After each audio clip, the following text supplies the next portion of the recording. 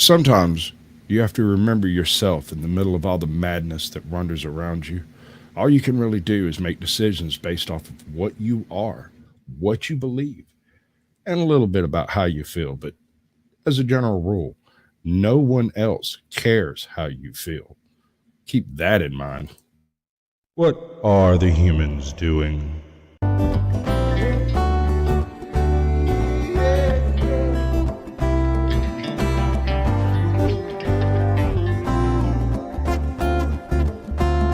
Do you think you're ready? Can you handle the truth?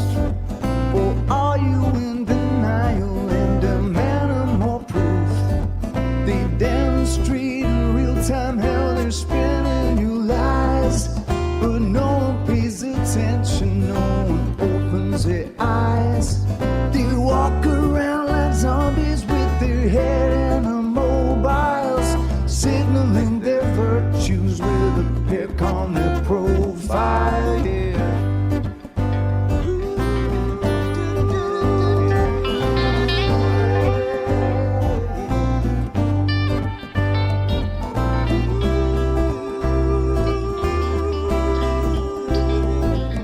Signaling their virtues with a pick on their profile. So if you think you're ready, you don't need more proof.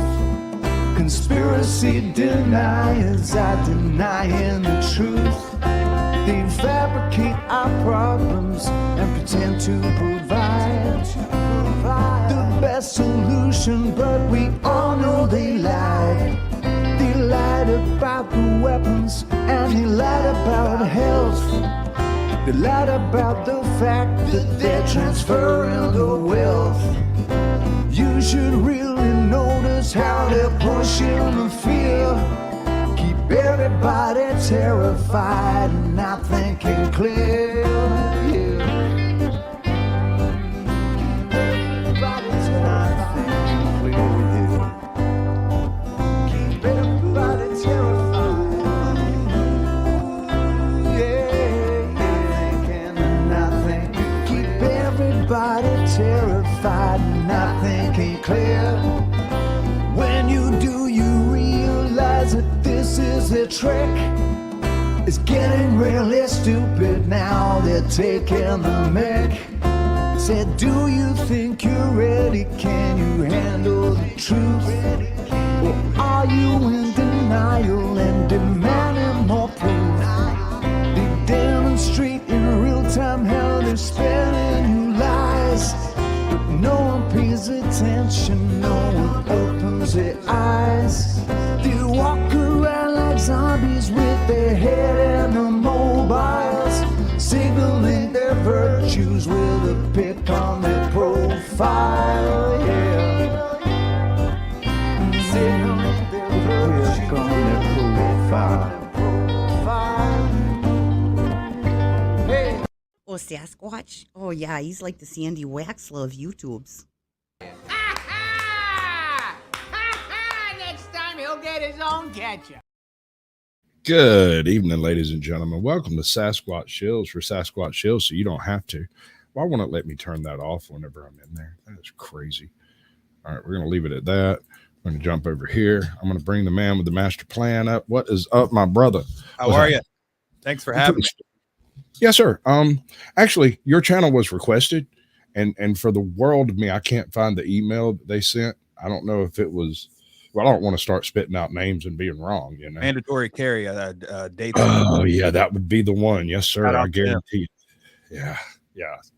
I'll be amazed if he doesn't show up just to troll me, because you know. All right. So I'm going to bring you up on big screen. Give everybody the big who-do about what you do. So Tacos and Jihad, we're on Rumble, exclusively on Rumble, because YouTube just won't have us. We won't survive there. We're an anti-communist show. We talk about current events. We have two separate shows right now under the same kind of umbrella on Rumble, but we do current events and news. We give commentary. The other show is just we go through not leftist, but just memes from the day, current event memes. The internet always provides, and it's Clarissa and I just go through memes and videos and just kind of make fun of it, because ridicule has a lot of power, and the left has ridiculed everybody else for years, and that's where they've gotten. That's how they've gotten where they've gotten, how they've gotten the power that they have. And we feel that we just try to give them a dose of their own medicine the best we can. Fantastic. Am I causing an echo? No. I think, no, that's in my phone. My bad. Welcome to Sasquatch Shills, where the technical issues are part of the show. All right, so we're going to start this up over here behind you. It's going to play muted for a little while. And when you're talking anti-communist, do you consider general socialism or that is that communism light by chance? Yeah, socialism is kind of the bridge to communism. It's the way they sell it to get everybody to buy into it, at least in my opinion. Right. Oh, dude, this is about your content. It's your opinion that actually matters. So I'm not going to be interjecting myself into what your content is supposed to be. Without you explaining it, no one would know. Does that make sense? Yeah, absolutely. Like it, and I'm not even joking. Dead serious. I've interviewed Bigfoot hunters, actual goblins, I repeat this, actual goblins, and the weirdest one, and I've interviewed a goblin, but the weirdest one was a Native American Black Hebrew Israelite. I watched that one. That was difficult. I watched it. It seemed like there were some moments there where there was some frustration, maybe. Yeah, no, he came in with opinions, and I don't have a problem with opinions, and that seemed to be a problem with him. So, yeah, you know, we got some folks in here. Although I'm a bit curious about some stuff. Okay, yeah. All right, I got other links popping in too. All right, that's cool. We're going to roll back through chat, see who got here first. Let's see. There's currently an argument going down between the Smoking Auditor and the Grim Reaper the Grim Reaper Network about who got here first. But on my little thing here, it says it's the Smoking Auditor. So the Smoking Auditor gets the gold. Grim Reaper Radio, damn it, he changed his name. The Grim Reaper Network gets the silver, and Mama Gnome gets the bronze. Welcome in. Now we do have one participation trophy floating around, and it usually goes to the person with the trolliest name, which so far is Dangerous Witch. We'll see how that pans out over the length of the show. This feels wrong. I feel far too big. Let me fix that. I don't like that. I feel like I'm dominating the whole thing here. Yeah, there we go.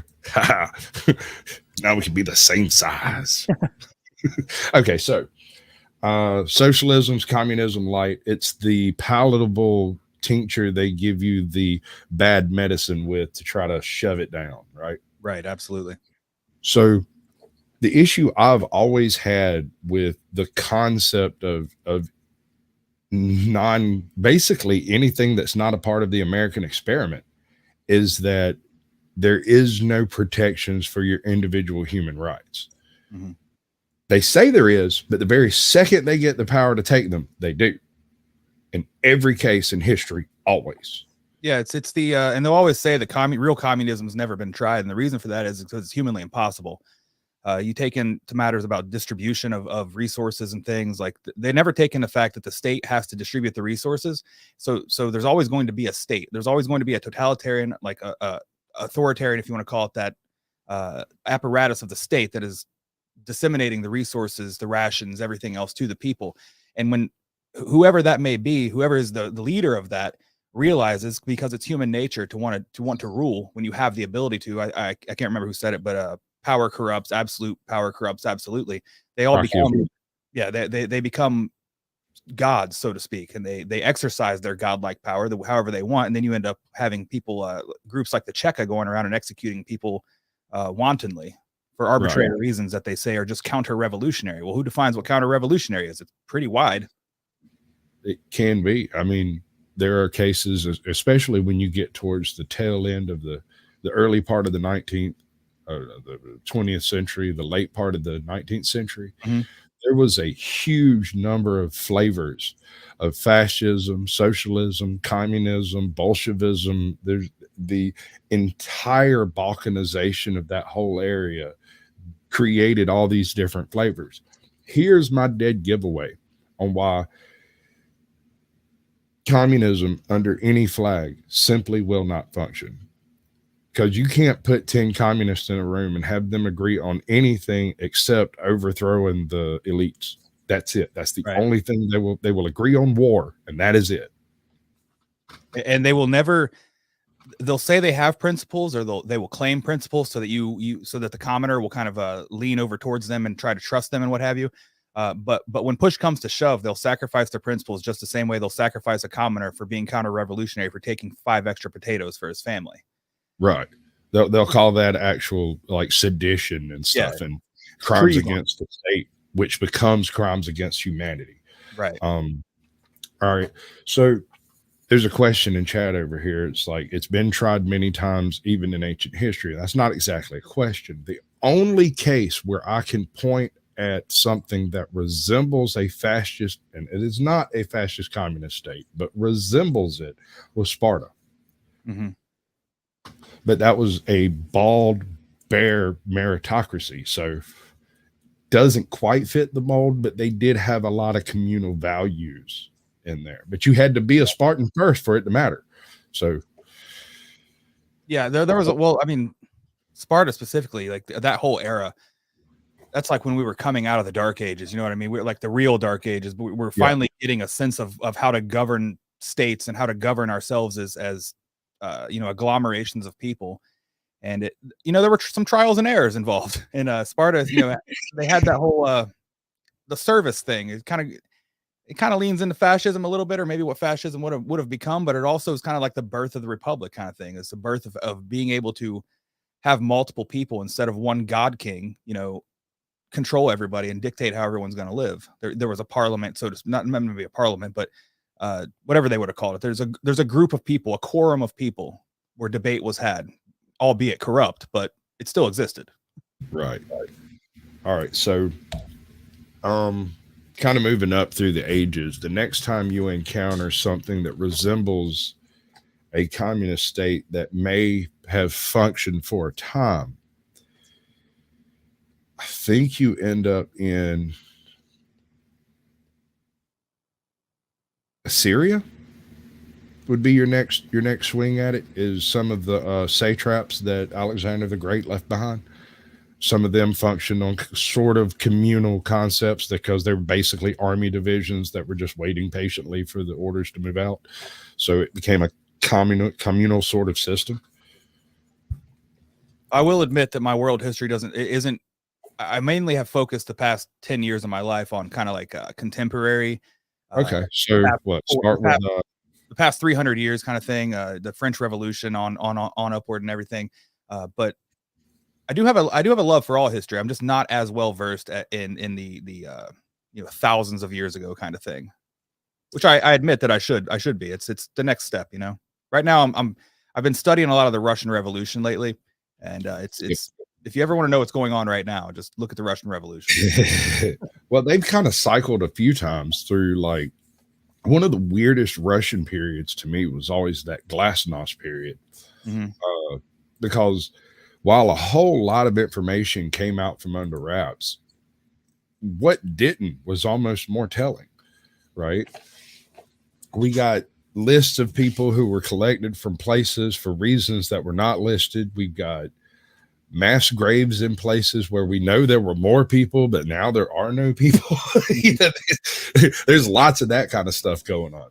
Yeah. And it doesn't really smack well for me that every time you have one of these communist revolutions, you end up with mass graves and starvation. That seems to be a direct route to how to kill off population. I mean, you go to any of the ones in recent history, Cambodia, Russia, China, even China today. God knows what's happening over there today. Truly, I mean, North Korea, kind of an offshoot of China, but we have no idea how many people are actually imprisoned right now or have died in the past, 10 years in China. But I guarantee you, it's in the millions. That have been executed to one degree or another. Definitely. Because I mean, you can look into the just the Maoist Cultural Revolution in China, and you'll break a few million there, I'm certain.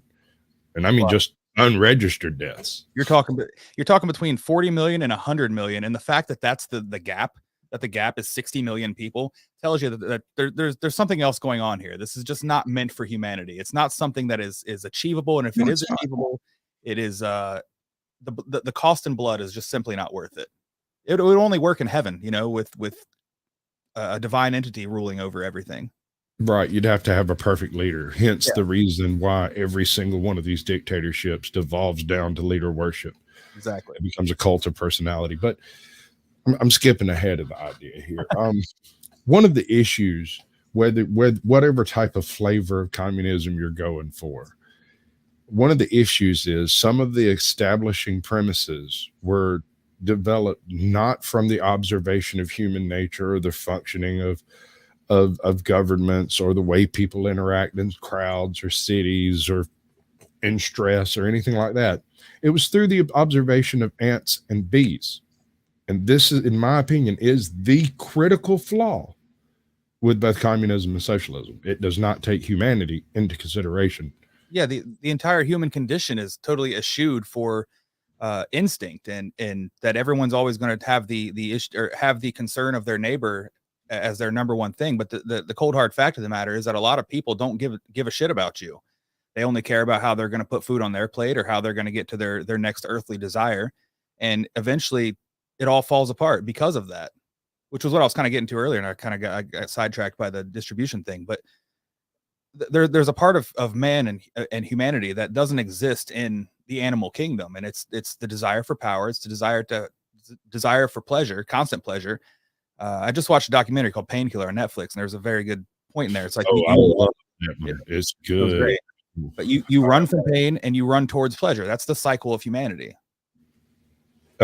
To an extent, the concept of delayed gratification isn't well understood in the junkie community, so we generally didn't really think that far into it. Yeah.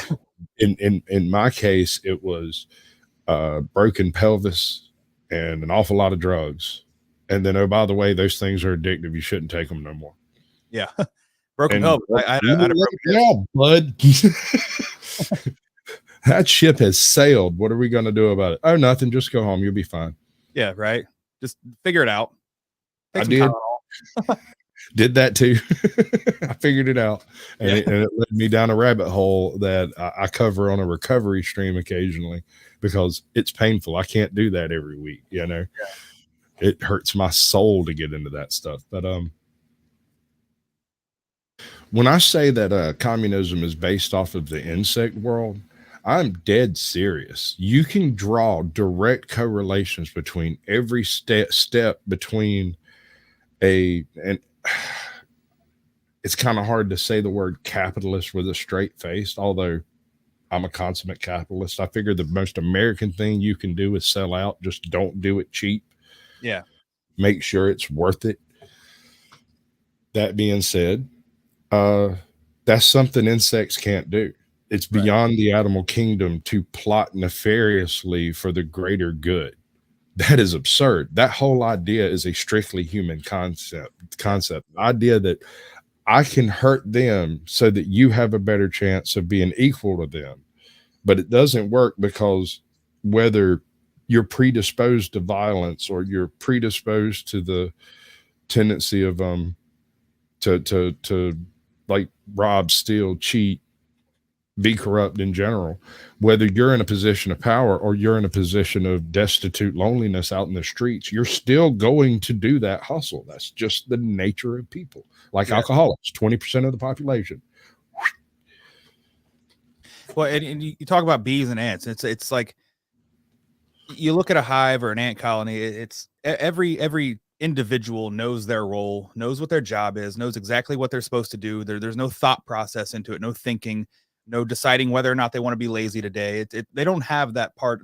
They don't have that part of the brain, right? Or what that part of the circuit board doesn't exist.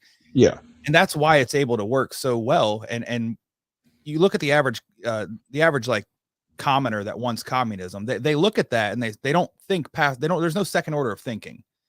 There's no thought about like, well, it's like they think that ants and bees have like an inner monologue. You know what I mean? Like where they actually decide they want to go to work today. And that doesn't exist. That's not a thing that happens. It's instinct. You know, it's eat, sleep, reproduce. Do you hear the one about where they developed they figured out how to synthesize the chemical created by an ant when they die? No. And then they took an ant and dripped some of it on him and put him back in the nest. And he spent the rest of his living days being carried to the graveyard and dumped in. I did not hear about that. Like they would throw him in, he would climb out, climb back up to the top, and go into the nest. And as soon as he got in the nest, the very first worker he come across would give him a sniff, grab him, pick him up, and they would wrestle him all the way back to the dump ground. Well, yeah, and that backs up that point is because they smell that, you know, if you want to call it a pheromone or chemical, they smell that. It's they directly smell it on the newly deceased, and they immediately go into that mode. There's no thought about it. There's no conversation or debate. It's just, this guy's dead. We got to get him out of here, you know? Yeah, no, Dangerous Witch says the commies don't have an inner monologue themselves. And this is where the left can't meme, for one thing. God, they cannot meme. The reason is, and I've been thinking about this for a long time. There is a distinct discognitive dissociation. I think I might have said that wrong. Hold on. Try that again. A distinct cognitive dissociation between laughing at something and making someone else laugh at something. Right. First of all, laughter is an involuntary response. You don't actually have control over it. If someone does something that you truly think is funny, I don't care if you're at a funeral or at a wedding, you are going to laugh. And if it's funny enough, you will belly laugh. And that goes for the judge, the jury, and the executioner. So when you have these like late night hosts trying to get together and put together a show that's supposed to be funny, and each one of them has 70 writers, and it's still meh. They're just delivery guys. They're writers, you know. It's because since and I'm using the left as a very broad brush here. Yeah. It just has to do with a central tenet of concept. Once you go to the left side of that liberal spectrum, a little bit further than fence sitter, there's this idea that to laugh at something is to belittle it. And if you're belittling it, you're not respecting it. And if you're not and that's not funny, right? So you shouldn't laugh at that. And so there's this deconstruction of humor inside them. And so they immediately tamp it down the second they feel that involuntary emotional response that wasn't brought to them by their handlers. They immediately try to tamp it down. But if you're funny enough, they can't do it.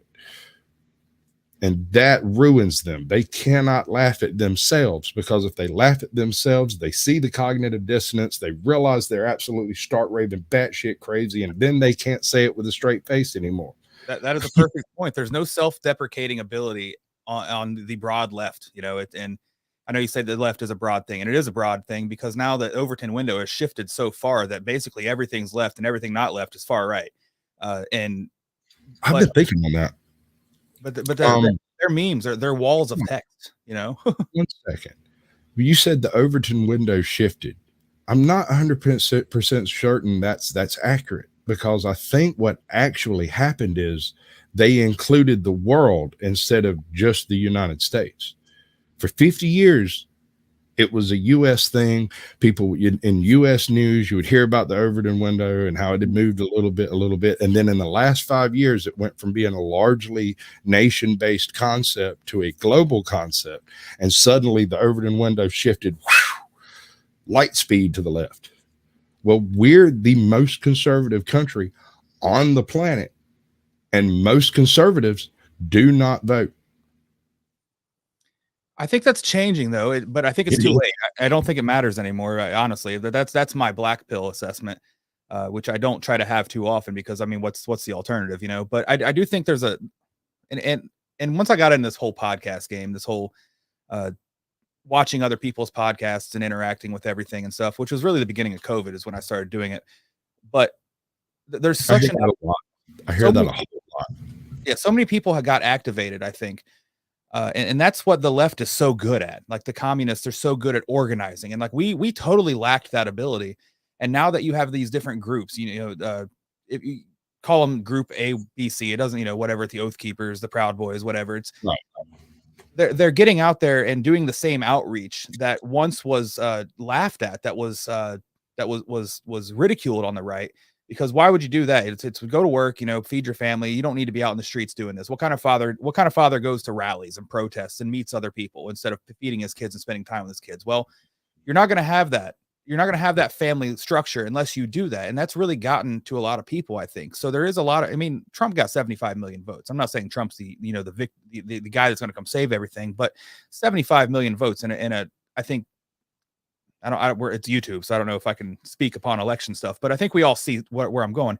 And there's a lot of people out there that really care about America. And what you're saying about the Overton window being global, that's a good point. That's not a point I really thought about, but it still works into the ideology that has infected this country, because the communists have infiltrated. You got the red diaper babies and then their communist parents before them.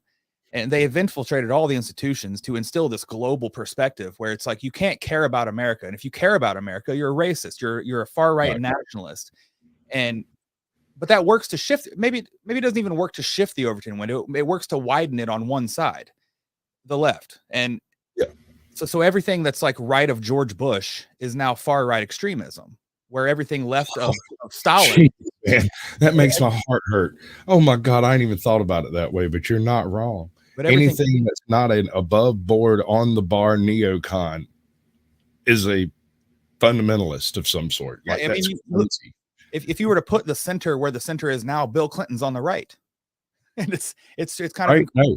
My point, I make this point often. A lot of people don't like to hear it. First of all, I don't like Donald Trump as a person. I think he's probably an asshole. He might be a good dude person to person. I don't know, but I know that when he's in public, he's a bit of an asshole. I have no reason to believe that he wouldn't be a bit more of an asshole in private, right? I mean, like, wonk. So as a person, I'm not like wanting to go out and drink beers with this man. Mm-hmm. But and when he was running initially, I looked at it and went, holy shit, they have a blue dog Democrat, New York billionaire Democrat over here running for the presidency, and he's going to win. And he's running as a Republican, which is absolutely absurd. 10 years ago, 15 years ago, Donald Trump could not have won that campaign. Agreed. He would have been a moderate Democrat and would not have been well respected on the side of the Republicans. But in 2016, at that point in time, enough of the people, the plebes, if you will, what do they call them? The proletariat had developed enough social skills online to have kind of peeked under the conductor's dress to sort of see the shadows of what was going on, and they didn't like it. And 2016 was the response to not liking it. Now, what happened since then, I think, is an absolute fucking travesty. The whole concept of not questioning an election is retarded. Absolutely. On so many levels. Even if it was perfect, flawless, and there's no evidence of anything at all, the truth is a lion. It does not need to be defended. Only lies must be defended. And you look at these indictments, I mean, like, it's, again, I agree with you. Trump is probably an asshole in person, but you don't get to be where he is in life and the money he has and the success that he's had in the business world without kind of being an asshole along the way. And you know, a lot of people are going to try to take things from you. Anybody who has money like that, billionaires, you know, people try to get in there and get some of that money. So he's got to kind of have a bullshit filter somewhere. And when you're on the wrong side of that bullshit filter, you get the asshole side. But yeah, it's these indictments, and you're talking about the election stuff, and you can't question an election. Like, if you get on Twitter right now and look up election, like Democrat election denial or whatever, and there's hours from the Al Gore election all the way up of them saying the election's rigged, everything's fake. Even Barack Obama's talking about Ohio, where I'm from, and how the machines that they use in Ohio could be hacked.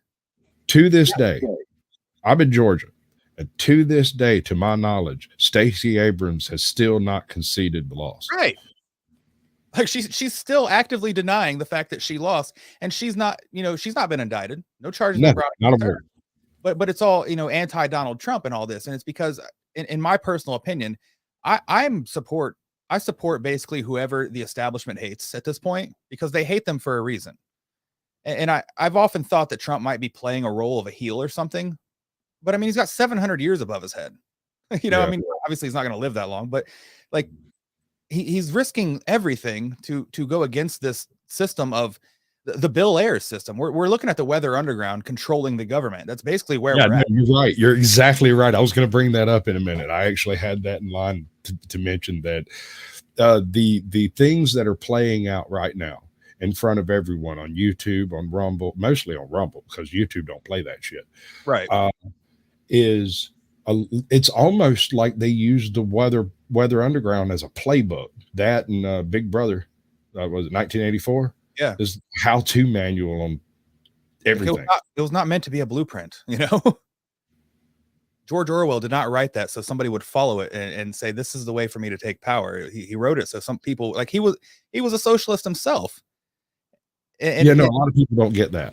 Yeah, he wrote it because he understood the perils of totalitarianism, and it was kind of like a warning, like don't go down this road. And instead of the conservatives don't vote as much, and in the past they haven't, but that's how this has been allowed to happen, is because everybody read that and like, oh, it'll never happen, or it's not a big deal. America's so protected from this. We have the Constitution. The Constitution is a piece of Swiss cheese, if even that at this point. Like, what rights do you have? Granted, it is not as strong as once it was, but it is the only bulwark we have is the Supreme Court upholding the Constitution. Yeah, absolutely. And that is that assumes that Clarence Thomas isn't kicked out, because he's basically, in my opinion, he should be on the Mount Rush, the new Mount Rushmore when we win. Right. I don't disagree with you, man. He's one of those people, and yet again, really broad brush. The left get really foaming at the mouth about. They want to try to call him black face of white supremacy, and I'm like, are you listening to yourself? Are you listening to the words coming out of your own mouth right now? All right, never mind.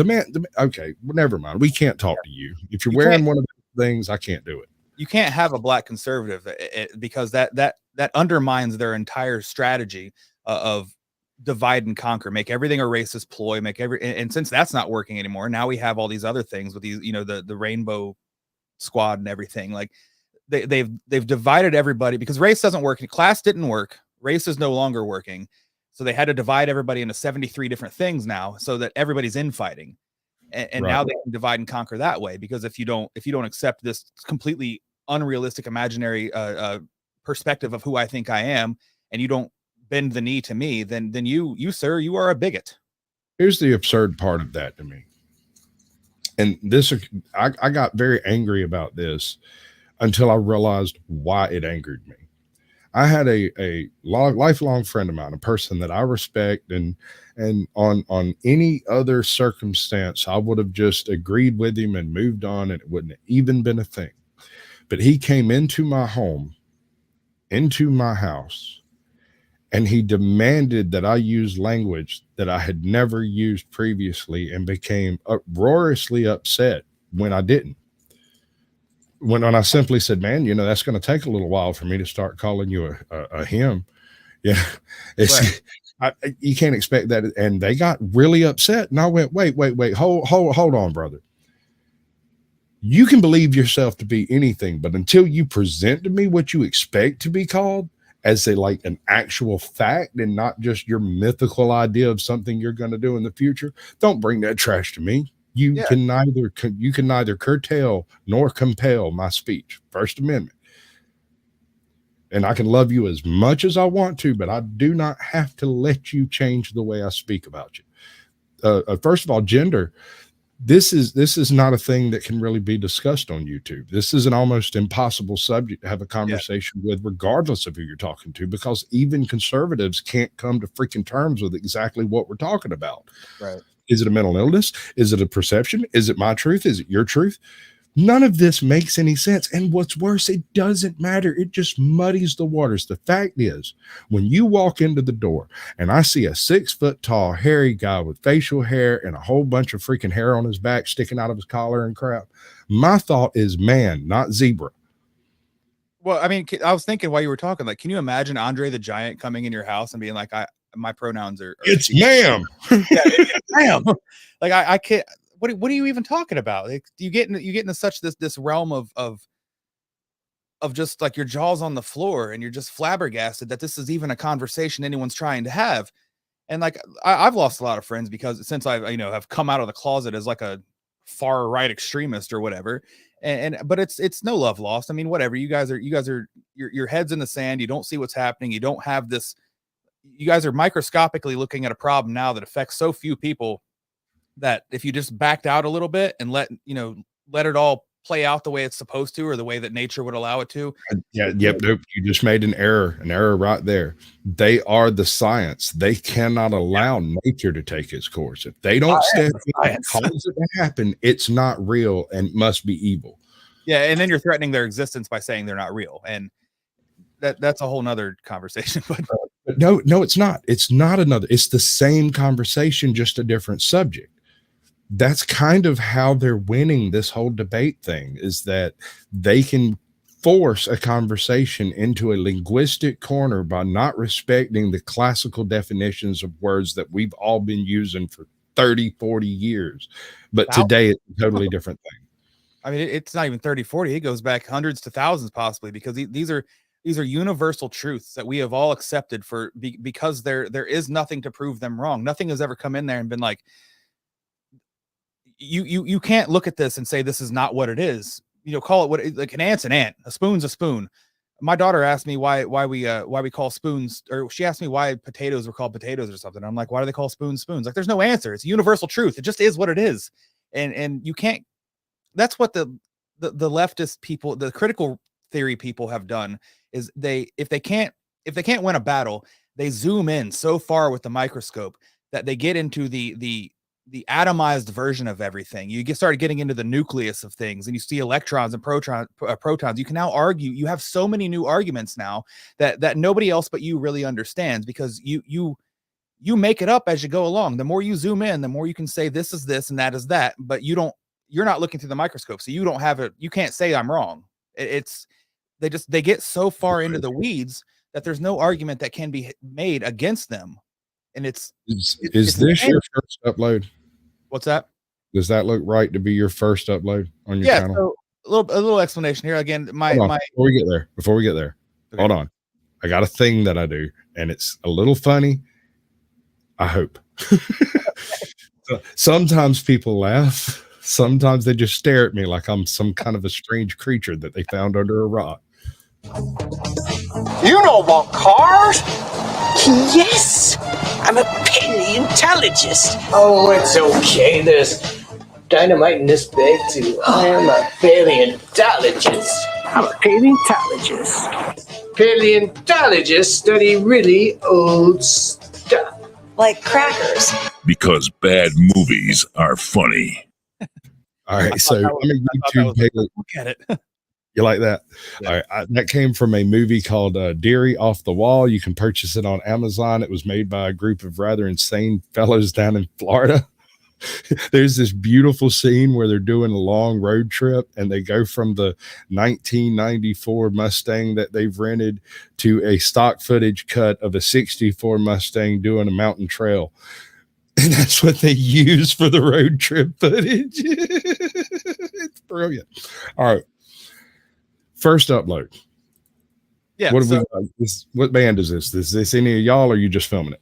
No, I know the people in this band. The guy on the show now is my friend, one of my best friends of my entire life. I've known him for like 25 years. His name's Scott. He's a musician. We were all musicians. That was kind of our thing as teens. We all got into metal, and some of the guys there are people we've played with and known throughout the years. But it's a band called Oracle. They're not together anymore. This was a local show in Dayton, Ohio. Definitely not a thing anymore. I still think they all play music, just not together. Not together. Okay. So you were saying about how your channels changed, or how your channel was set up. Yeah, so my YouTube, the YouTube channel, the Tacos and Jihad YouTube channel was actually like my personal channel. It was under my actual name.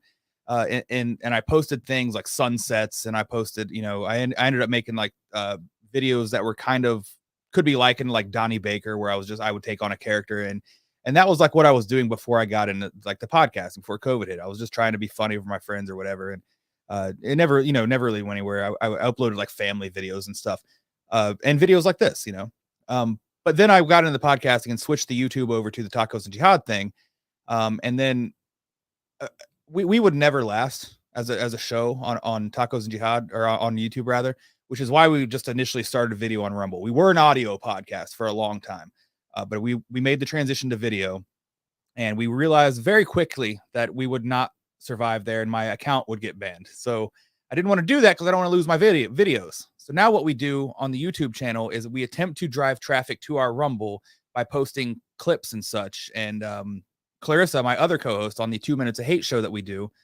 which is a 1984 reference, but Right. she's on TikTok. I think she just got banned, actually. I won't get TikTok. Neither of us will get me and Scott won't get TikTok because obvious reasons, but she does it, and she'll make clips and stuff and send them to me, and I'll post them on there and try to drive traffic. But as you can see from the view numbers, a lot of our not very many people on Rumble tend to go back to YouTube. You know what I mean? Right. And we don't Correct. we don't attract people who are on YouTube already with our content. So for obvious reasons. I got a guy backstage that operates his own streaming service, and when the show's done, if he's still awake, I'm going to bring him up, and maybe we can have that whole discussion. And it would be just adding another source, I guess you'd call it, or destination. That's what it is. Anyway, what's up, 007? Welcome in, Bo. Good to see you.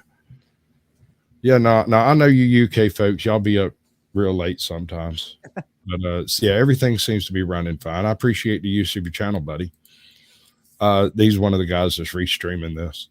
I've got this policy that I do, and it might help your channel given that you don't really put a lot of uploads to it. Mm-hmm. Previous guests on Sasquatch Shills are always welcome in After Dark, which is where we discuss all kinds of crap, but terms of service issues, copyright infringement issues, OBS, StreamYard, Restream, any kind of technical stuff, sound problems, all of that stuff. If I can't figure it out, I will hunt down somebody that knows more about it than I do or has better equipment that can help. Awesome. And that the whole purpose of all of this is to help good content creators make better content easier. For example, on your phone, you have a feature in YouTube called Remix. This allows you to clip pieces of other creators' content and do a reaction style video to it. These things are crazy popular. I think I added 30 subscribers in the past like 2 weeks because I've been tinkering with it, playing with it, doing different things with it. One of the things you can do with that remix button is go back to your own content and do an entire short based off of it. Oops, screwed the page on that. Right.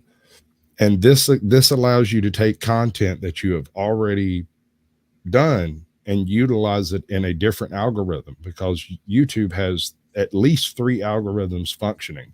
The shorts algorithm is one thing. It does its own thing over there, masturbating by itself. I haven't figured that one out exactly. Then you have short, medium, and long vids. Short and medium are anything over a minute but under 5 minutes. And long vids are anything like over 8 minutes, and our medium vids are over 5 minutes and under 15 minutes. Long vids are anything over 15 minutes.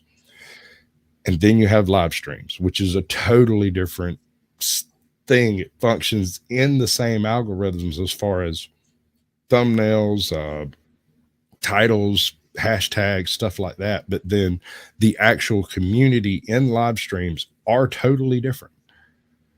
Just because I've got 2,000 some odd subscribers doesn't mean I get 50 people in the chat. You get 5 because most of those people showed up on shorts, and they never look at another video you made unless it pops up in the shorts feed. Some of those people came in on videos and they never look at a single live stream or a short you ever put up because they're not interested. Right. And then the live stream community is kind of its own thing in a nutshell. They're that's what they do. So you won't generally pick up live stream viewers from videos. You have to do the live stream aspect for it to really matter. And one of the things I've done is put together this entire Sasquatch Shills thing in a copyright free format that any previous guest can link up and restream to their channel, hopefully about once a week if I have the guests. And you're always welcome backstage. You know, if you just want to show up and ask some particular person a single question or whatever, and you don't necessarily want to come up, that's fine. Or if you just want to show up and be like, I've got this thing and it's broken. Can somebody help me fix it? That's also cool. From 2004, please help me. Exactly. And Grim could probably chew right through that thing. He'd love it.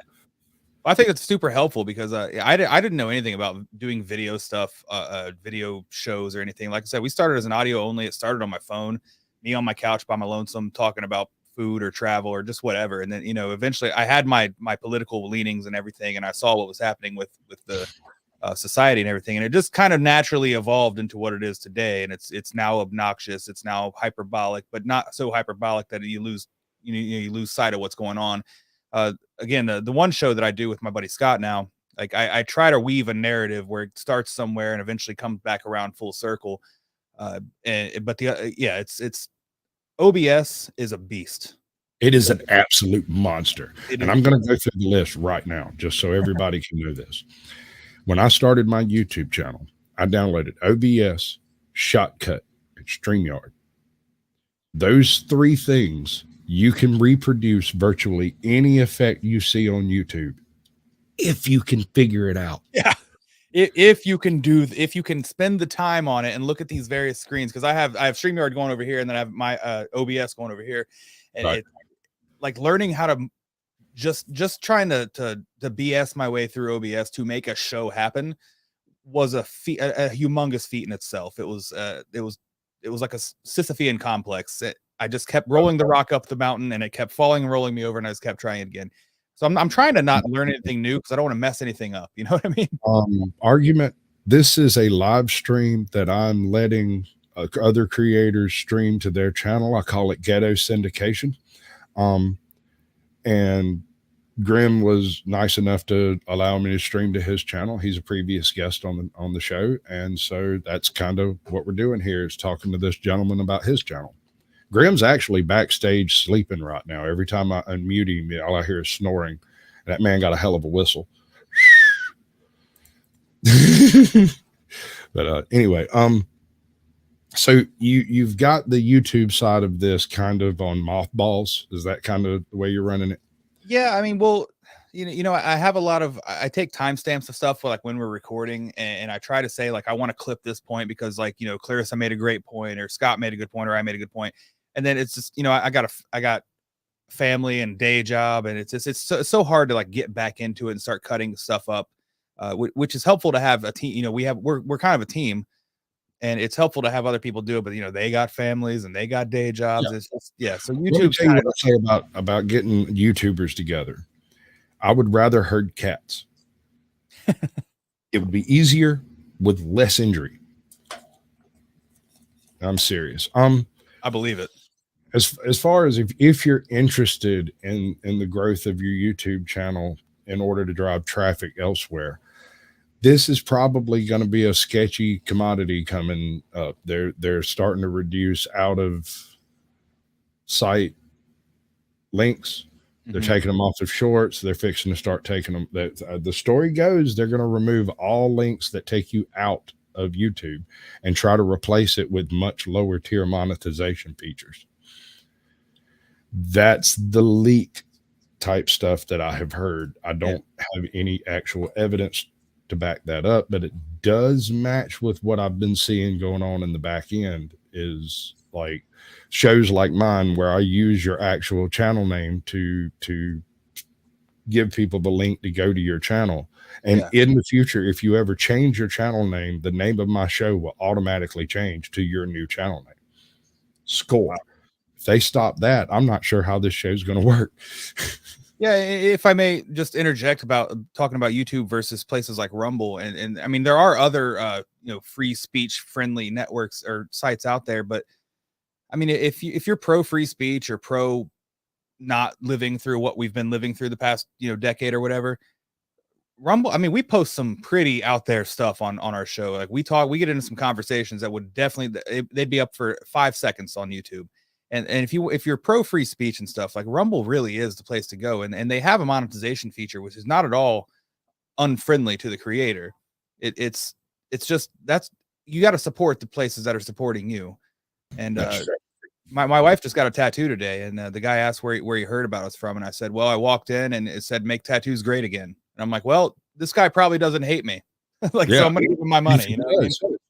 And if he does hate you, he won't tell you about it. He'll just do the tattoo and take your money. Yeah, exactly. Like he'll do what his job is to do and take the money and say, have a great day. Yep. Or not. Roll his eyes and go on about his business. I don't care if they're blind, crippled, crazy, as long as they can do the job. Exactly. I want the best person I can afford. I want the most skilled individual to do my roof that I can pay for. Exactly. Hey, Scotty Waddles, welcome in, bud. Good to see you. So we got about 10 minutes left on this part of the show, and after that we do an after dark. After dark is partly the video you see behind you, which is scary Ring doorbell footage. And if you want to stick around and do that, we can. We also discuss any technical issues, terms of service, anything like that. OBS, how to conjoin OBS and StreamYard to make your sound not sound like trash. That's another one we try to cover. Good luck with that. Yeah, I'll stick around for a few minutes. We have the wife and I have dinner plans, but I'll stick around for a few minutes. That's fine. In that case, I'll go ahead and pitch this part of it. So the part of the thing with the whole remix feature is that you're able to utilize your own content. And so once you've done it, you can reuse the videos that you did. So if you're clever and you think ahead, you can clip specific parts and use songs where it looks like you're mouthing the words or whatever. And you can just use the sound from a previous video, or you could do it reaction style. You can even do reaction styles to your own videos, which is, say if you said something that was odd, strange, or unusual, or you don't necessarily agree with anymore, you can go back and do a reaction. This is stuff that I don't see other people using this stuff for, right? This feature's available. We could be uploading all kinds of just whatever type of content you want, and yet people are not taking advantage of it. And YouTube's all but trying to force everyone to. So I don't know. Just consider it. If you've got somebody from TikTok, sick them on it. It'll probably be simpler for them to figure it out because they already kind of got their toe in the water. Absolutely. Yeah. Clarissa she was the one that was going to be here with us tonight on the show, but she had other things going on. And stuff. Yeah. I had kind of hoped she'd show up, but it happens. We do what we can with what we got. And that's really where we're at. But she's the one who does most of the clipping and TikToking and stuff and remixing. It would be beneficial for her to learn that stuff, especially for YouTube. Yeah, I'm totally down for. I do stuff backstage a lot too. Like I've got a couple of private studios that, like on Wednesdays, I think it is. I go into a private testing studio, and almost all my previous guests have that link, and they know I'll be there most Wednesdays, most of the day. Now, there's every chance you show up and it's just a movie playing in the background and I'm not here at all. I'm all freaking gallivanting through the meadows or whatever, Yeah. I'm a Sasquatch. You can't pin me in. All right, so I got one last question for you that I meant to bring this up earlier, and it might take you a minute. Don't worry about going over time. There's no such thing. Okay. What's the Ramas Vivaswamy Swami? Is that his name? I can't say his first name is Vivek. I don't Vivek. Right. This guy. All right. Tell me, just without going into what he stands for, what's behind him, does he not absolutely terrify you on a poster? I'm trying to just look at his face on a poster, and I don't The know. mouth looks carnivorous, dude. Like, homie seriously looks like he wants to take a big juicy bite out of the cameraman every time he smiles at a camera, and it creeps me out in a weird way. My real fear, though, is he has all the correct talking points. He is right on point with every single point that you could discuss as a conservative, lightweight, or Genghis Khan, right? Like, all the way across the board, except for a couple of facts. He doesn't seem to be coming from a place of genuine desire, but desire for something else. Like, he wants to do this to get to another point. And the only way to do this is to be the front runner for the Republican campaign, which is impossible. And I don't see a Donald Trump Vivek ticket. I don't see that happening. Well, see, that's what I was going to say is I foresee him being the VP nominee. The reason I say that is because Trump doesn't hate him. Trump Do you actually, think he'll do the ticket? I don't know, man. I mean, I think a Trump Tulsi ticket would be something to if you're just looking at like demographics and boxes you can check, you got to go for Tulsi. But I mean, and she's like she's a Democrat, but is she? You know, I mean, she's anti.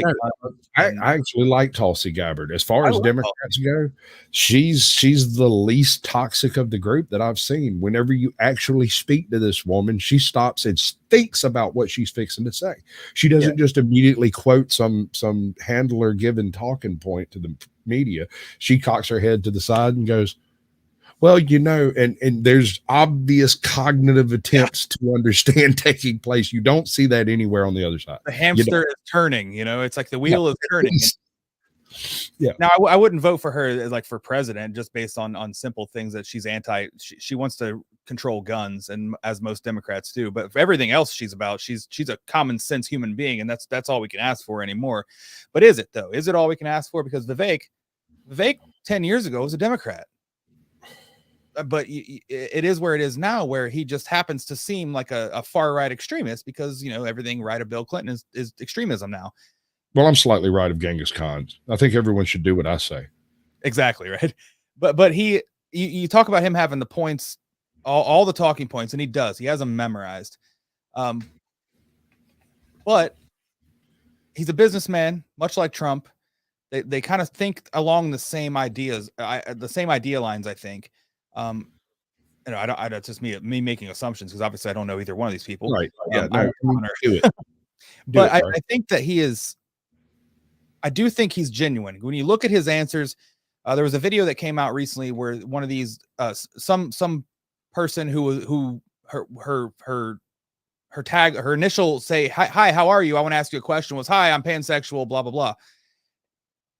So that wasn't like staged, right? You had somebody coming up with a legitimate question from way over in left field, and he gave a legitimate thought out answer. He if you look at him, you can see he's thinking while he's talking.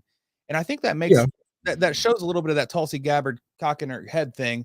And I don't like he stands to gain nothing from infiltrating the Trump campaign and undermining the whole message and undermining everything he wants. No. I have a totally different prognostication. Forgive me. I know you're mid-sentence and I apologize, but I think you misunderstand what his purpose here is. It is not. It is not to subvert or infiltrate the Trump campaign. It is merely to be close enough to the top that whenever they, Epstein Trump, he can step into a position of power. And then suddenly you have your diversity, inclusion, and equity nominee leading the country. I mean, is not that what Kamala Harris is? Well, absolutely. She definitely did her job for doing anything, you know. I'm not saying I don't know anything about this man's personal politics, but I do suspect him of being somewhat related to some kind of Soros money somewhere. I can't see how he could get this far into politics without having at least tripped over a couple of grand. Yeah, I guess I didn't take that terribly or very much into consideration because I, like everybody else, you get swept up into this and like you kind of forget like your own principles sometimes, and you're like, well, I like this guy. This guy's talking all the right stuff, and Trump doesn't hate him. So, is he fair? Fair. That's an issue, man. Yeah, that's true too. And I see another one talking about Carrie Lake. Carrie Lake. I don't have anything against her. How about Carrie Lake Tulsi Gabbard ticket? I mean, you're talking pie in the sky stuff now. Hey, man, you want to go pie in the sky? We can get even harder core than that. Let's go. Yeah, no, that's some real pie in the sky, some blue sky signs there, ain't it? I like Carrie Lake, and I do think, and you see all these right wing pundits like Bongino and stuff talking, well, oh, she lost to I can't the communist that she lost to, I can't remember her name right off the top of my head, but like she didn't campaign, she didn't do anything. It's like if you don't think that election was rigged from the jump, then you are off your rocker, because I don't think, first of all, I don't think she lost that. I do think there was a lot of things that went against that went not in her favor for fear of pissing off the YouTube people. Yeah. No, I get what you're saying. Supposedly all of that stuff's supposed to be above board now. You can like disagree with stuff, but I'm still kind of sketching the edge around that shit. Yeah, it's because I am not attempting to be great. I would like to be high yield mediocre and aggressively average. I don't want to blow up. I want to blow over a little bit. A little bit further down, because when you blow up, you suddenly get a lot of attention you don't necessarily want, and that can just break a channel. I've been very careful with all of this. I'm hoping the stuff I've learned here will go into my next channel, because I'm inevitably going to be freaking nuked. Just give it time. I'm waiting for it too. I'm not necessarily Rumble channel, because Rumble I don't think will do that based on history, but in my normal life, right. I'm just waiting to be docked and fired and all that stuff. If you've got a couple of people working on your content, it would help to have one in particular take just not even pay attention to the Rumble terms of service. One of y'all handle the topics for Rumble or whatever, and have somebody actually look at the terms of service for YouTube and just do the YouTube shorts and short videos and clips. Mm-hmm. Because it's really hard to think dually on that stuff. Because when I was trying to do Facebook, Rumble, YouTube at the same time, I ran into the issue of having to shut them down in the right order and then do the edits and send them to the right places. And that is a headache a single man should not have to deal with, because one mistake from a Rumble channel to a YouTube channel and you just nuke your YouTube channel. Right. So I think it would be better if different people handled that, but that's about it. All right. So this is the end of Sasquatch Shills. I'm not going off of live. I'm going to bring you up to the big screen, tell everybody where to find you, how to get to your live streams, whatever that is. I meant to have it on. Your channel is linked, and all of your links are on your channel, right? Yep. Okay. All the links are also in the description of this live stream and will be in the description of the Sasquatch Shills episode when I upload it. Right. And that's what you'll get a copy of, is the Sasquatch Shills episode. Okay. After I do the play out and everything, I'm going to reach over here and turn off everybody else's live streams, and only mine's going to run the questionable material I have from here, because I don't want to damage nobody else's channel. Right. Fair. So anyone in other live streams really need to come find mine in the next few minutes, or you're going to be left out in the cold. But all right, tell everybody what it is and how it do it jiggle. So Tacos and Jihad, you can find us on Twitter or X, whatever you want to call it. We're at Tacos and Jihad. We have a thriving community, 2 different channels on Telegram. Those links you can find on our Rumble channel, and I think it's in below here as well. Again, the YouTube's not really where we do the core of our work. We plan to be doing man on the street. We've attended rallies and protests. There's tons of stuff out there, tons of content on Rumble for you guys to peruse. Facebook, Instagram. We have a thriving community on Instagram also. We probably have the most people on Instagram, which is really weird actually, because of the stuff we post. But check it out. Come talk to us. We're all pretty active there on the channels on Telegram. We'd love to have you. Check out our content. Follow. Magnificent, dude. You have been one hell of a guest. Out of the 200 and some odd folks I've had come through, I've had maybe 3 actually prepared to do that. I enjoy it, man. I think I've enjoyed it. Thanks for having me. Absolutely. Oh yeah, Carrie, you missed the whole thing, bro. I did that thing you asked me to do. He's right here, and you're just not even just so late and gay. What can I say? All right, I'm gonna drop you backstage. I'll bring you back up in about 3 minutes. All right, bud. I'm good. Much love. All right, ladies and gentlemen, I appreciate everybody coming around for this here Sasquatch Shills. It's the kind of thing I try to do at least once a week. I'll do it 3 times a week if I've got enough guests. The only requirement I have for you to be a guest on Sasquatch Shills is don't be an asshole, preferably. Although I'm very forgivable on the whole First Amendment thing. I'm an absolutist. 2, have content on YouTube of any description, 3 or 4, 10 videos, something like that, and a handful of subscribers.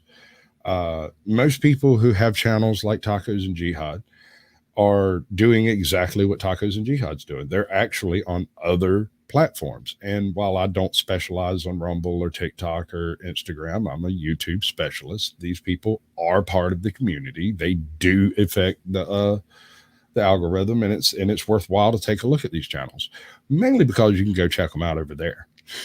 But all the links are in the description. I appreciate y'all coming by, and we'll be back with this in just a few minutes. Sorry. Good news, though. We're going to have to move the party somewhere a little bit more private, but you're all invited. Lorenzo will give you the details. Yeah! Hey, she was a cutie in a sundress. I told her I just had to confess. I got a crush on you, darling.